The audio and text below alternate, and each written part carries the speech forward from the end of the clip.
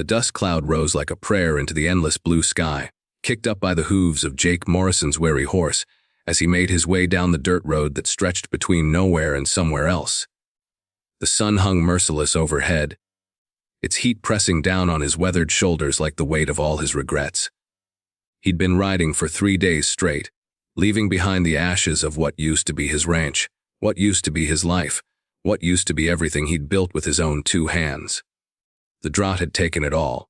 First the cattle, then the crops, then the bank note that came due when there wasn't a prayer left in heaven for rain. Now he was just another broken cowboy heading west, chasing rumors of work and second chances in California, carrying nothing but the clothes on his back, $47 in his saddlebags, and a heart so heavy it felt like it might drag him right down into the earth. That's when he saw them. 2 small figures sat beside the road like abandoned dolls, their backs pressed against a weathered fence post. As Jake drew closer, he could make out their faces smudged with dirt and streaked with tears. A boy, maybe 8 years old, with sandy hair that stuck up in all directions, sat with his arm protectively around a little girl who couldn't have been more than 5. Her dress, once probably white with tiny blue flowers, was now the color of dust and sorrow. Jake pulled his horse to a stop, the leather saddle creaking as he dismounted. His boots hit the ground with a soft thud, and both children looked up at him with eyes that had seen too much for their tender years. The boy's jaw was set with a determination that reminded Jake painfully of himself at that age, while the little girl clutched a tattered corn-husk doll against her chest like it was the last good thing in the world. "Well, hello there," Jake said softly. Crouching down to their level, he removed his hat, running a hand through his own dust-caked hair. "What are you 2 doing out here all by yourselves?" The boy's eyes narrowed with suspicion, but there was desperation there too, fighting against his instinct to protect his sister. "We're waiting," he said, his voice cracking slightly. "Waiting for who?" Jake asked, though something in his gut already knew the answer wouldn't be a happy one. The little girl looked up at her brother, then back at Jake, Mama, and Papa, she whispered, so quietly that Jake had to lean closer to hear her. "They went to find work in town. They said they'd come back for us." Jake felt his heart crack like dried earth in August. "How long have you been waiting, sweetheart?" The boy answered for her. 4 days now. Maybe 5. I've been keeping count." But he trailed off, his brave facade crumbling just a little around the edges. Jake looked down the empty road in both directions. Nothing but heat, shimmer, and false hopes as far as the eye could see. He'd seen enough of life to know that parents who left their children by the roadside with promises to return were either dead or running from something too terrible to face. Either way, these babies were alone in a world that didn't have much mercy to spare. "What are your names?" he asked gently. "I'm Tommy," the boy said, lifting his chin. "This here's my sister, Rose. We're good kids, mister. We don't cause trouble." Rose nodded solemnly, hugging her doll tighter. "We share everything," she added, as if this qualification might somehow make their situation better. Jake's throat tightened. He thought of his own sister, Mary, dead these 10 years from the fever. Thought of the children he'd never had with Sarah before she left him for a banker in Kansas City. Thought of all the empty spaces in his life that act like phantom limbs. "I'm Jake," he said, extending his hand to Tommy, "Jake Morrison, and I'm mighty pleased to make your acquaintance." Tommy shook his hand with all the seriousness of a business deal. Rose giggled despite everything, and the sound was like water in the desert to Jake's parched soul. "Listen," Jake said, settling himself cross-legged in the dirt beside them. "I've been traveling this road for days, and I haven't seen hide nor hair of anybody heading back this way. Could be your folks got held up somewhere. Could be they're still looking for work. But what I do know is that it's not safe for you 2 to be out here alone." Tommy's face hardened. "We promised we'd wait right here. Mama said to stay put no matter what." "I understand," Jake said, and he meant it. "A promise to your mama is about the most important thing in the world, but what do you think she'd want most? For you to stay in one spot, or for you and Rose to be safe and fed and looked after?" Tommy considered this, chewing on his lower lip. Rose had fallen asleep against his shoulder, worn out by hunger and hope deferred. "She'd want us safe," Tommy admitted quietly. Jake nodded. "That's what I figured. Now, I was heading west myself looking for work, but it seems to me that taking care of you 2 might be more important than whatever's waiting for me in California." "You'd do that?" Tommy asked, his voice small with wonder. "For us. But you don't even know us." Jake looked at these two small souls who'd been thrown away by circumstances beyond their control, just like he had been. The difference was he was big enough and mean enough to survive it. They weren't. Sometimes, Jake said, the best parts of ourselves show up in how we treat folks who can't do anything for us in return. He stood up, dusting off his pants. There's a town about 15 miles north of here called Cedar Ridge. Good people there, mostly. I'm thinking we could find you a proper meal and a safe place to sleep while we figure out what's what. Tommy looked down at his sleeping sister, then back at Jake. What if Mama and Papa come back and we're not here? Jakey's heart broke a little more. Tell you what, we'll leave a note right here on this fence post, telling them exactly where you've gone. That way, if they do come back, they'll know how to find you. It took some doing, but Tommy finally agreed. Jake tore a page from the small journal he kept in his saddlebag and wrote out a careful message, weighing each word like it was made of gold.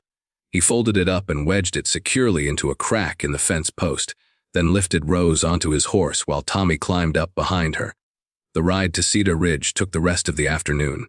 Rose woke up halfway there and peppered Jake with questions about his horse, about the countryside, about whether he'd ever seen a real live Indian. Tommy remained quiet, but Jake could feel the boy's grip around his waist gradually relaxing as the miles passed. Cedar Ridge was the kind of town that had seen better days, but was too stubborn to give up. The main street was lined with weathered buildings, their paint peeling like old skin. But the windows were clean and the boardwalks were swept. Jake could smell bread baking somewhere, and the sound of a piano drifted out of the saloon, playing something soft and melancholy. He stopped first at the general store, where a woman named Mrs. Henderson took one look at the children and immediately swept them into her care.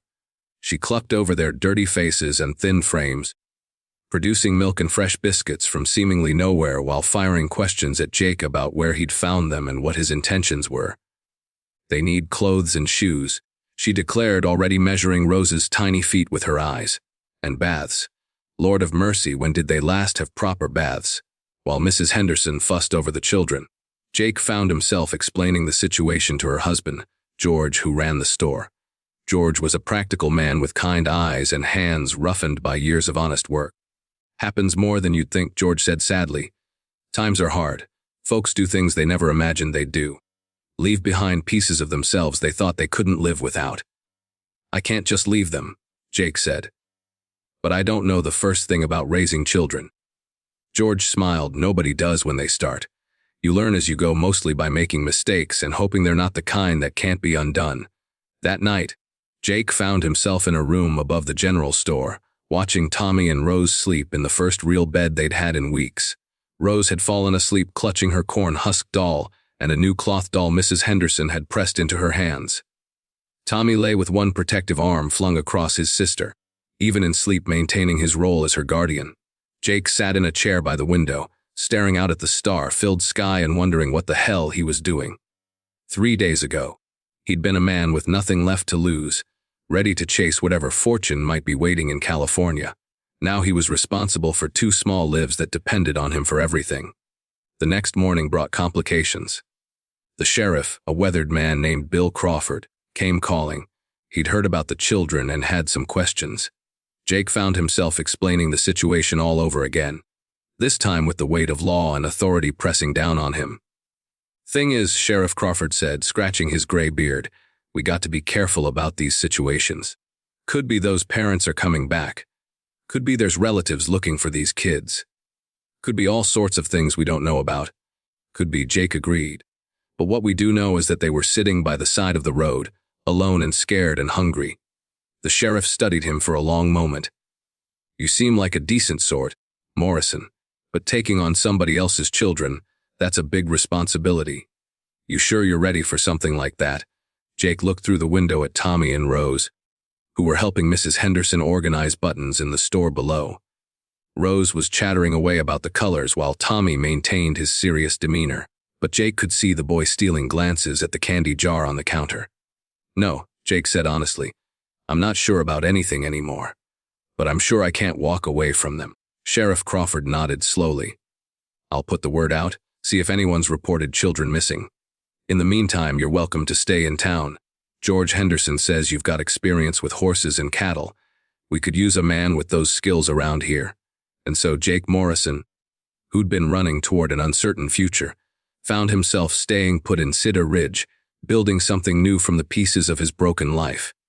He took a job helping George with his small herd of cattle, and in the evenings he'd sit with Tommy and Rose, listening to their stories and slowly learning how to be the father they needed. Tommy, it turned out, had been carrying the weight of the world on his 8-year-old shoulders. He told Jake about the night their parents had left, how their father had sat him down and told him he was the man of the family now, responsible for taking care of Rose no matter what happened.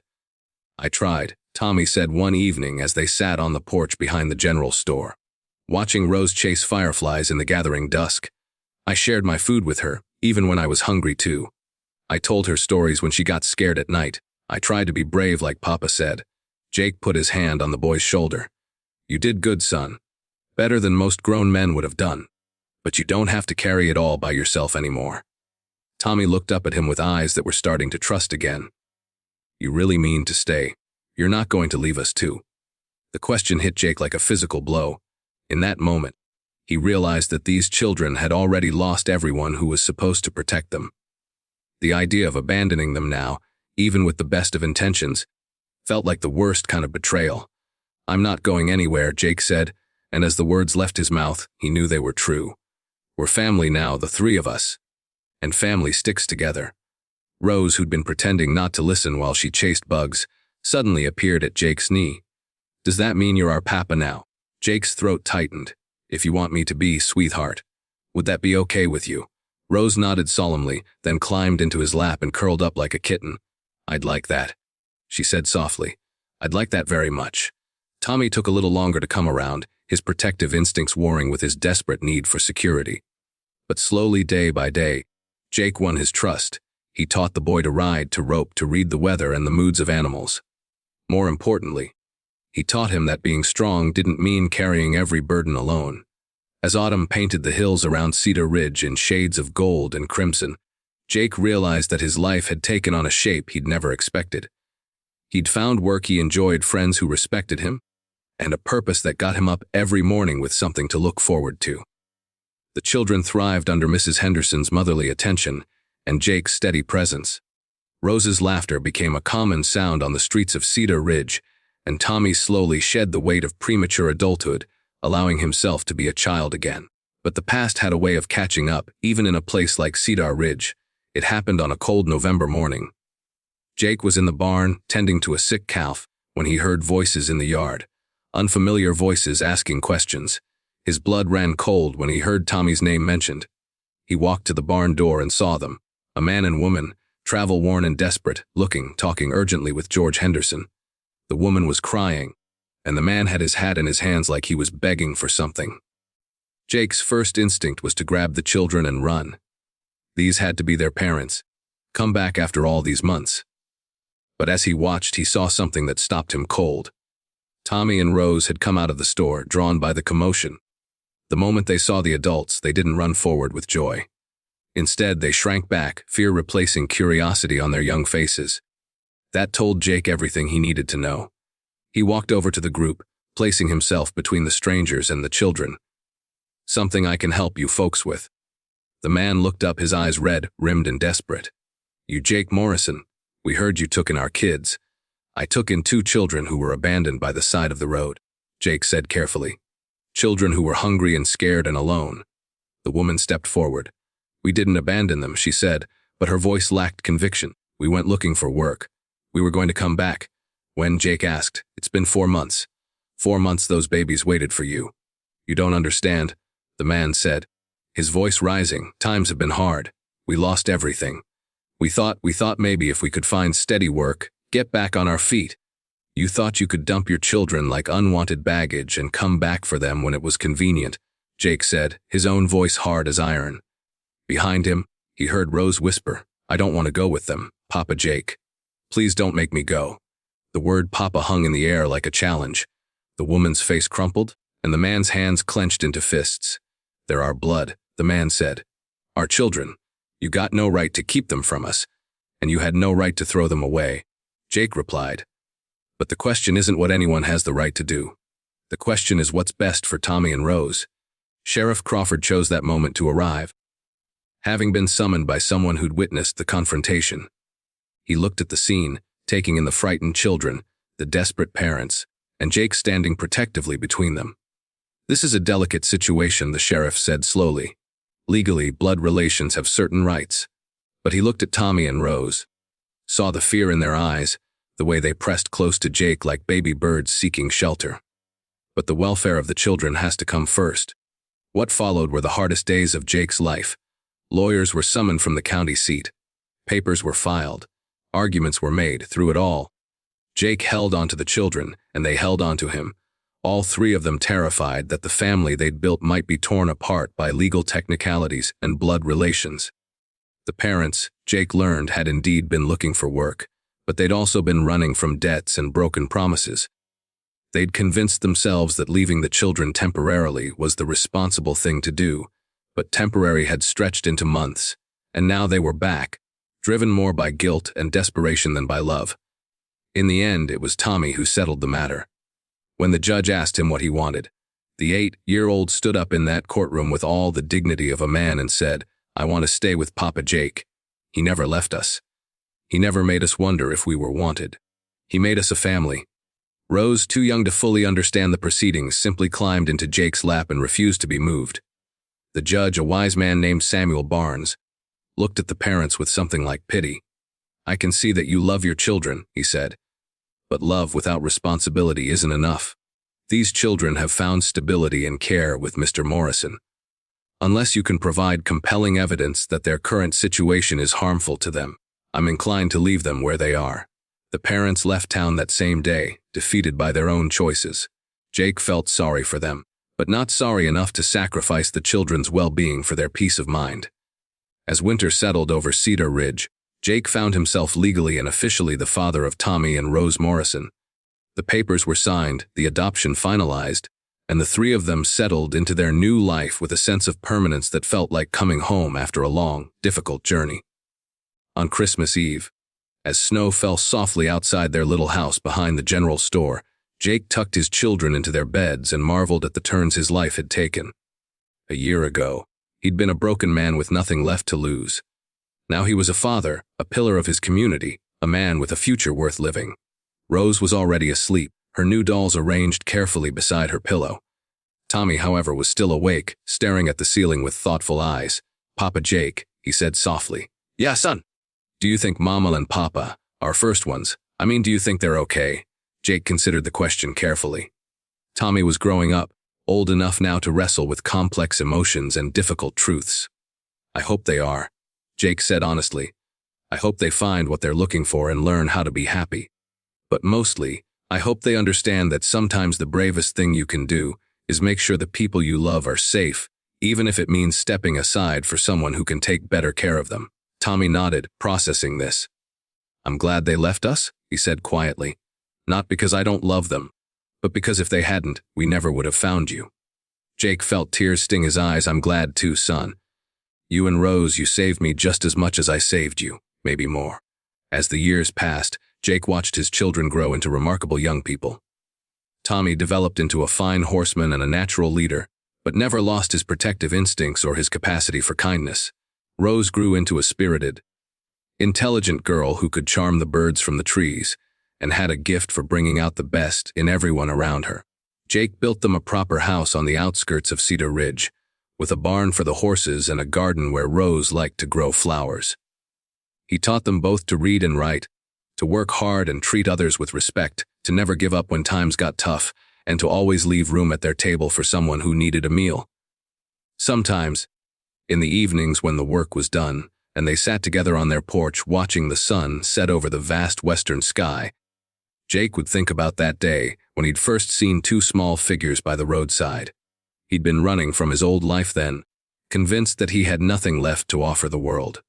Now he understood that sometimes the best things in life came disguised as interruptions to your plans. Sometimes the family you chose was stronger than the family you were born to. And sometimes, when you thought you were saving someone else, you were really just finding your way home. Tommy grew up to be a rancher like his adopted father, eventually taking over the expanded operation they'd built together. Rose became a teacher, dedicating her life to ensuring that no child in Cedar Ridge would ever go hungry for knowledge or kindness. And Jake Morrison, the broken cowboy who'd thought his best days were behind him, lived to see his grandchildren play in the same dirt where he'd once found two abandoned angels who changed his life forever. The old fence post where he'd first found them still stood years later, weathered by sun and rain but somehow enduring. Sometimes Jake would ride out there alone, remembering that moment when three lost souls had found each other on a dusty road between nowhere and somewhere else. The note he'd left for their birth parents had long since blown away, but the love that had grown from that first act of kindness remained, strong as the desert wind and lasting as the endless western sky. On one such evening, as Jake sat astride his horse watching the sunset paint the horizon in shades of gold and crimson, he reflected on the strange turns life could take. He'd come to this road as a defeated man, carrying nothing but grief and $47. He was leaving it as one of the richest men he knew, wealthy in ways that had nothing to do with money, and everything to do with the laughter that filled his house each evening. The sound of hoofbeats behind him made him turn. Tommy, now a man of 25 with children of his own, rode up beside him. His son had taken to joining him on these evening rides, understanding without words the significance of this place in their family's history. "You know what I think about sometimes," Tommy said, settling his horse beside Jake's. "I think about all the people who might have ridden past that day.